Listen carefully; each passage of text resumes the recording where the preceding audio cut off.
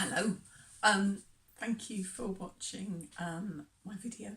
I just want to talk about the things that I packed, the things that I loved, the things that I didn't love, the mistakes that I made, of which there were many, and some of the lessons that I learnt. So I'll start off with the positive, shall I? That's always a good place to start. So, the stuff that I loved. I loved my Osprey rucksack. Look, see, I've got my Pilgrim shell, but look how manky it's got. It worked really well. It was light. It was uber comfortable. I never got it down to the lightness that it should have been, but it bore up well. Yeah, a lot of the reviews were saying that they didn't like the hip straps. They were very comfortable, but yeah, I got it. My only complaint would be not enough accessible storage. You had to really have a bum bag with it. Otherwise you had to keep taking your rucksack on and off all the time. I took this bum bag. Again, it's all manky now. It was good because I could put my water in it and everything fitted in it. The only exception was the credential. And it is quite handy to have your credential handy when you arrive exhausted at the albergue, because they always ask for it. And it's quite nice to not have to take your rucksack off. And then after you've registered, they inevitably send you up an enormous flight of stairs. So that's quite good to not have to then put it all back on again. So that was quite a good thing. I loved my silk liner to go inside my my mummy shaped sleeping bag. Yeah, goodbye. I think just feeling luxurious and comforted in that. I slept amazingly well, despite all the snoring. I think part of that was the earplugs as well. Test drive earplugs. I spoke to so many people along the way. I took 4 different types, and these were the ones that I ended up using all the time. They're going to really stop the sound, but they've also got to be comfortable. So many people, they ended up taking them out because they couldn't get to sleep with them in. So try several different brands before you take off and make sure you're okay with them. Likewise with an eye mask, because the one I took was a bit stiff and not very comfortable, and I ended up buying this one, which was lovely and soft. Recharger. This is wonderful. I know lots of people will tell you to take one, but don't consider taking off without one. Lovely when you get into your bunk, knowing that you don't have to worry about flattening your battery, because so many of the dormitories, you might get Wi-Fi in bed, but you might not get power. So many of the rooms didn't have adequate power points. I would definitely say that, because you don't want to take off in the morning with anything less than 100% charge on your phone. The other thing is you can leave this charging when you're not in the room, and you're not so worried. This is cheap to replace, and obviously you're not going to lose all your data, etc., like you would if your phone got stolen. So yeah, great, have one. I took a hiking skirt. Lots of people admired it and asked me where I got it. It was cheap as chips. I think it was £7 in Decathlon, and loved it. It was lovely and cool. I took shorts as well, but I so preferred this. And a little bit too much information here. Very handy if you need to take a wee, and you will need to take wees because you need to drink lots, and you don't want to end up with anyway. So lots of pluses there. Try and get a dark one though, because this kept getting stained with suntan lotion. But it washed really easy and it dried really easy. I took three t-shirts, which I know is a bit extravagant weight-wise, but lots and lots of times I really liked that, because it was difficult some days to do laundering, or some days I couldn't get things dry. Some days you're too exhausted, so might consider putting an extra one in. The sarongs were fantastic. I took 2 sarongs, which again, everybody thought I was bonkers, but I loved it. So the reason that the sarongs were great, pin them up. If you're lucky enough to get a lower bunk, you can pin them up and then get yourself some privacy. You start craving privacy. Also, quite often, sorry, I know everybody complained about my crinkly plastic bags on the first video, so I'll try not to make too much noise. A lot of the albergues will offer you, they either charge you, but most of the places give them to you free, paper sheets, which apparently have got some bed bug repellent, nasty chemicals on them. They're fine, but they're a bit thin, and they put those on a plastic mattress cover, so it's not really that nice to sleep on. You also get a paper pillowcase. So very nice to put a nice cotton sarong down on top of that. And then sometimes the pillows. Some of the places they claim that the sheets are cleanly washed cotton, and they don't look as though they're cleanly washed, they're freshly washed. And sometimes the pillowcases don't look that nice. So again, sarong, sarong, sarong. And it worked brilliantly as a towel. I didn't miss my towel once. Using a flannel to get me almost dry, and then yeah, all worked great. Lots of sarongs. Lush shampoo bar, that worked really well. A lot of people complained that they go mushy, so they're very, very, very, very soft. So just try to get into the habit of when you come out of the shower, you leave them to air dry on the aforementioned sarong possibly, and before you put them away in that very airtight tin that Lush will sell you. Other things that really worked for me, I took one paper guidebook, and I had two apps. I had Camino Companion, which was fantastic. The whole Camino was a red line that went all the way 800 kilometres plus the rest to Finisterre, and the blue dot GPS picked it up. Worked really well. You download the whole map onto your hard drive of your phone, so it's quite light on data, and I would have ended up in Portugal, I think, without it. There were so many occasions, especially early in the morning in the dark, where the yellow arrows are either quite indistinctive or non-existent, and that was lovely. Just having that to confirm that you're on the right track. I also took the Wise Pilgrim, which I didn't find as helpful. Sorry, the other thing I should say about the Camino Companion is that there's another part of it where you can see the altitude that you're coming up to. I really like that. I like to be able to psych myself up, so that I knew the stresses of the for the next day, and be able to plan accordingly, because if you're going to hit a lot of altitude, you might not want to work so far. I get it, a lot of people didn't want to know that, they just want to go and experience it without a lot of too much prepping, but anyway. And also the albergues are marked on it, with a little bit of detail and telephone numbers there. So yeah, really, it was about a £5, but I would so recommend that. Somebody else recommended Buen Camino. I didn't play with it, but I noticed quite a few people had it loaded on their phones and they seemed to be very happy with it. So maybe read some reviews and consider taking an app with you. There's also a free site which a lot of people were using, Gronza.com. It's GRONZ.com.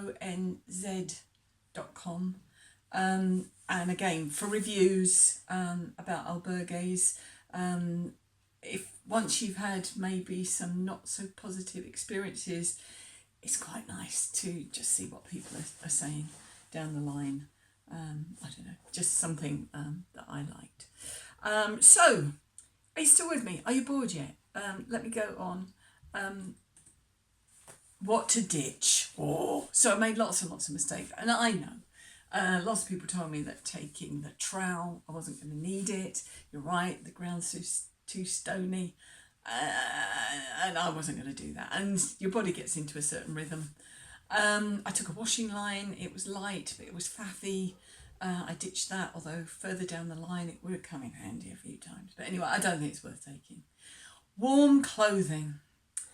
I took an awful lot of warm clothing, and if I could go back and give myself some advice now, assuming you're going to do it in the autumn as I did, I set off in early September. So the beginning of my trail, the weather was very, very warm. The beginning of your trail, I found, was the hardest. So anything you can do that will make the beginning of your trail easier. So I would have made my rucksack much, much lighter in those early days, and then maybe bought things along the way. You go through a lot of very nice, sophisticated cities where you can buy everything at reasonable prices. So think about that. I'm going to talk more about that first day in another video because I met an awful lot of people who were a little bit cross that more advice wasn't given. A lot of the guidebooks say, oh, it's hard, but you'll be fine.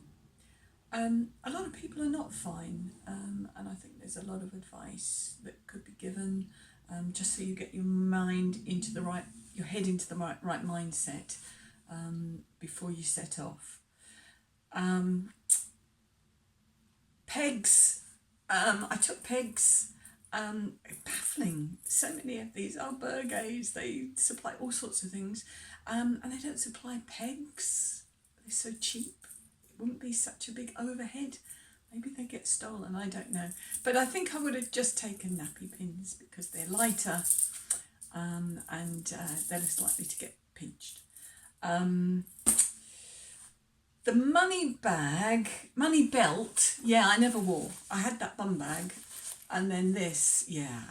I have to say, I've never felt so safe. I really never felt, except when you're in the big cities, I never felt that there were any security problems. And a lot of the albergues leave their doors completely wide open and unlocked. And in those early days, I was a little bit fearful about that, but then you just get used to it and realise that there really is nothing to fear. So I wouldn't bother with that. The pillow I dumped, although I did use it on my second night. I ended up without a bed on a floor in a gymnasium with the nun gave me a quite manky, inadequate blanket to put down. But after that, I decided I was going to book ahead, which upset me because I felt that wasn't the spirit of it, and part of the reason I so wanted to do it was to be able to just take off in the morning, not knowing quite where I was going to end up, and just make it up as I went along. But after that experience, I planned, and then that took a lot of the anxiety out of it, and so I didn't need the sitting mat or the pillow.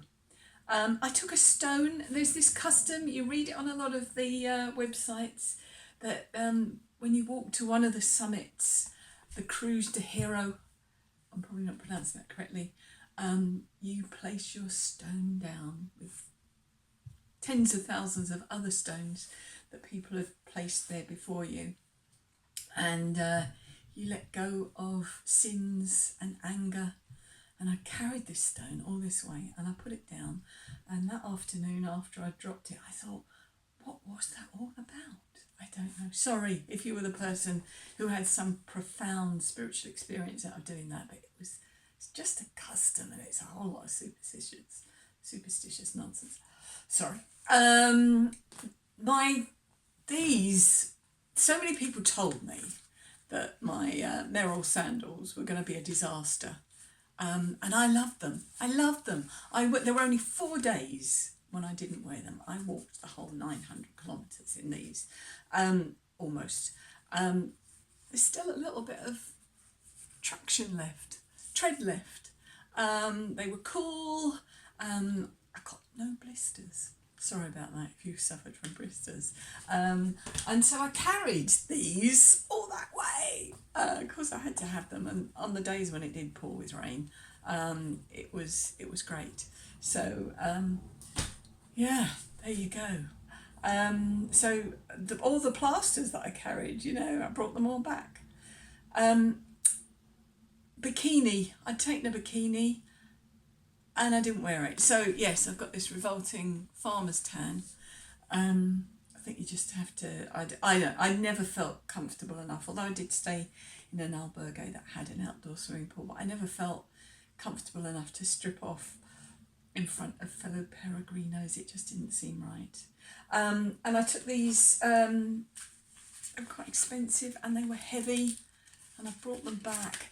They're meant to take your guidebook if you're in torrential rain, or your mobile phone.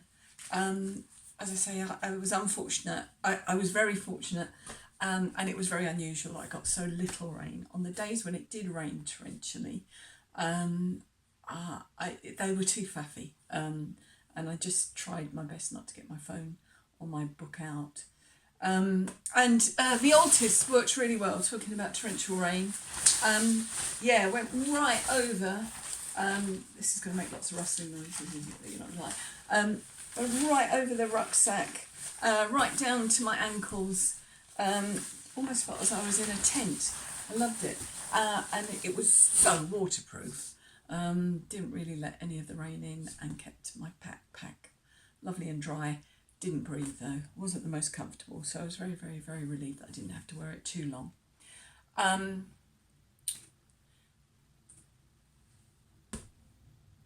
Stuff that I wish I'd taken. I caught 5, did I tell you? I caught 5 colds along the way, so I seem to constantly be coughing and spluttering. Vitamin C supplements, I don't know, my son will tell me that there is no evidence to suggest that really, really, really helps, but maybe some things to come for you. A couple of sachets of Lemsip. You'll be able to buy all that stuff, and some cough lozenges. But it would have just been nice to have some when because sometimes you're not near a pharmacy when you need them. A proper Uber Light day pack. This cost me €30, and I could have bought one much cheaper had I researched it and taken one with me, because it's got to be very light and it's got to be very strong. So there is this whole industry of people who will courier your backpack ahead of you.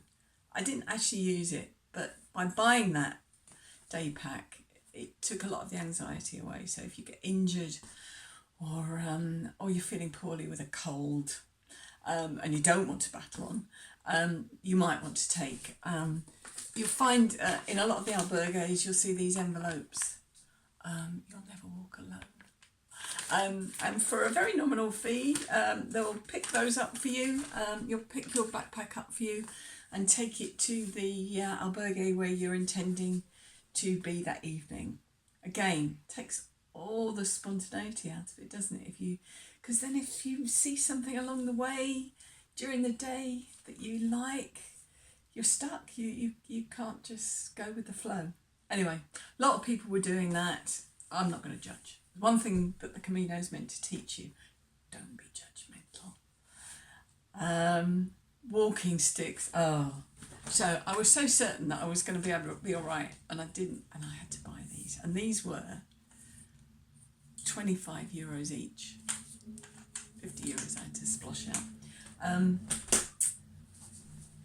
Very early on, I was coming down a very, very, very, very, very steep path with lots of tiny little stones. And despite a very good tread on my Merrill sandals, I couldn't get purchase. And every time I put my foot down, I felt that I was in danger of falling and breaking several limbs, bones. So, and this very nice Dutchman came up, and he lent me one of his walking sticks in that lovely way. And I'll talk about this at another time, but this wonderful way that the people on the Camino sort of become your family, and we all look after one another. And once I had his stick, I realised how much more quickly I could walk and how much safer I felt. And then his very lovely wife joined us a little bit later, and she said, "You thought you could walk the Camino without sticks? You silly, silly, silly, silly, silly girl." Sorry, is that very racist? I'm sorry about the accent. I know it's awful. And she was right, and I had thought, and I was very, very, very, very, very silly girl. So after that, I bought a pair of sticks because I was right in the middle of nowhere. There were no proper shops. and I bought a pair that were very heavy. And then once I got to a city, I bought those. Again, you know, with a little bit of research and not having to worry about same day delivery and all that sort of stuff, I probably could have got lighter, better quality, cheaper sticks. So do think carefully. If you think you're going to be all right and you're going to be okay without them, think before you set off. Electrolyte sachets. I don't want to go into too much details about me, but I did end up with paramedics having to come because I collapsed once, and they said, go and buy yourself some electrolyte sachets, and maybe not make them up to full strength, but if you just put a little sprinkle in every time you fill your water bottle up, might make you feel better, and keep your blood sugar better. I would have taken, this is something, so big problem in the albergues. They don't have enough electric points. They need to rewire. So that was the only time really that I saw people bristling a little bit, because you all want to charge up your phone when you arrive at the albergue every night, and sometimes somebody's hogging the one and only PowerPoint. So if you take that, and then you can be this benevolent person who allows other people to tap in and share your electricity. And I would have also taken a longer lead. Just because sometimes just being able to get into bed and relax or sit in a comfy chair and not have to worry about your phone going flat is a lovely, lovely luxury. So I would have done that. This is a silly thing, and I know people are going to be cross with me. So I originally bought a little bottle of sanitizer, but that's heavy and you often don't buy them. So just a little slither of soap, because so many of the washrooms and the albergues do not provide hand soap. And I think that was one of the reasons everybody was getting so sick, to be honest. So I just liked being able to wash my hands with proper soap. One little bit of advice I would have given to myself now is check your data package before you go away. I got this text, I'm with Vodafone, you know, they're meant to be this global company, and I got this text telling me that it was fine, I was going to get all this data, but it didn't happen. And then I had to have this very torturous online chat with a chatbot. And then I had to reboot my phone, and then I did get all the data. But perhaps don't head up into the wild blue yonder like I did on your first day without making sure that that's something that you've sorted out. So, stuff I've learned. I've already said some of the stuff. I've just done some bullet points here for myself. That first day was harder than anything I could have imagined. And I'm going to do a separate video about that, because I really do think that the people that are organising the Camino, it's a little bit, you know, they should really maybe be a little bit more considerate to us all, and not let people head off knowing that they're probably not going to end up with a bed for the night. And they don't warn you about how hard that first day is. Most of the guidebooks, they say, oh, the first day's hard, but you'll be okay. A lot of people are not okay. A lot of people have to turn back, and a lot of people get quite distressed. So, maybe just try to do some training with your full pack, full weight, with some serious altitude. I'd done a lot of training, but it had all been on pretty flat land. And it wasn't sufficient. 40% of the people who set off from Saint-Jean-Pied-de-Port, they give up. So, it shows you how hard it is. One of the things you can do to make life a bit easier is that Decathlon, French company, they ship to Saint-Jean. So again, that's something before you set off, because, you know, some things, they're quite tricky to take on aeroplanes. So you might want to think about that. the Camino Experience people, and again, you're not meant to be judgmental, but wow, they did my head in. There is this whole industry of people who do Camino Experience, which means they don't really walk the Camino. They just experience some of the major places along the way, and they get dumped onto the trail. They all come in their luxury air-conditioned buses, and they look too clean, and they smell too nice, and they all look way too fresh and relaxed and jolly. And then they clutter up the trail, and they all talk very loudly to one another. Yeah, I don't know. Anyway, just things to be ready for. The locals say that the Peregrinos have a certain smell about them. And I think in the early days I could smell it, but of course you get used to it and then you can't. But that was a little bit perturbing. And just going on about not being judgmental, the road after you go through Soria, it's very different. It becomes very, very busy. And again, loads of people suddenly on the trail, and they feel as though they're not quite in the same mindset as the people that have been walking for hundreds and hundreds and hundreds of kilometres already. And also I found out that Spanish HR companies quite like to see that people have walked the Camino. So there are a whole lot of people doing it just because they want to get the credential. And then there's an industry of people, I'm told, that pretend that they're somebody else, and they do it on behalf of somebody. They take their passport and then they present them. So there you go. So it does feel very different after Soria. The thing that I would say that I wasn't quite ready, although I had heard people say this, was that I didn't know how lovely the local people were going to be on so many occasions. I've been to other parts of Spain, and I'm not saying anybody's rude, no, but you can see that some of the Spanish are a little bit touristed out. I never felt that. People went out of their way to be helpful, to be kind. I almost felt some days that I was being treated with deference and respect, which was all very lovely. And also Camino family and some sort of Camino magic. Sorry, I'm a very rational person. I don't like that word magic, but there is something that happens. I think maybe it's just people when they're under adverse conditions and you're all doing the same thing, and life is quite hard. The most wonderful stuff happens. So if hopefully some of this stuff has been helpful, some of this stuff, I've still got my Camino cough, listen to me, I'm still croaking.